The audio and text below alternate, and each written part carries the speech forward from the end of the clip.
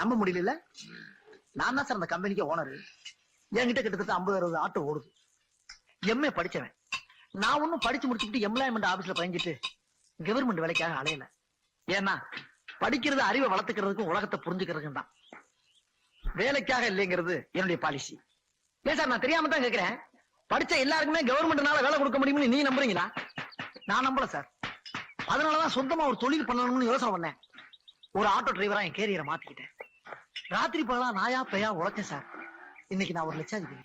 அது மட்டும் இல்ல, என்கிட்ட வேலை பார்க்கிற எல்லா தொழிலாளியுமே எம்ஏ பிஏ படிச்ச பட்டதாரிங்க. அவங்க குடும்பம் எல்லாம் என்னால நல்லா இருக்குன்னு நினைக்கிறப்ப மனசுக்கு ரொம்ப சந்தோஷமா இருக்கு, ஆறுதலா இருக்கு. என்ன சார் குறுகுறுன்னு பாக்குறீங்க?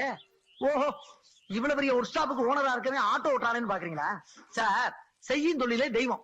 காலைல எந்திரிச்சு குளிச்சு கிழிச்சு முடிச்சு விட்டு ஆட்டோல ஏறி ஒரு சவாரியை தேடி 50 ரூபா காசு சம்பாரிச்சாதான் சார் தூக்கமே வருது. அது மட்டும் இல்ல, உங்களை மாதிரி ஆளுகள் அண்டை கொடுத்து 4 பேர்த்த மாட்டி விட்டு 2 சாப்பா வாங்கி கொடுத்தா தான் பொழுதே போகுது, இன்ட்ரெஸ்டா இருக்கு. Sorry sir. சார் இருங்கலாம் இனிமேல் வேணாம். வா போன்னு மரியாதையா பேசணும். அதான் எனக்கு ரொம்ப பிடிக்கும். ஓகே.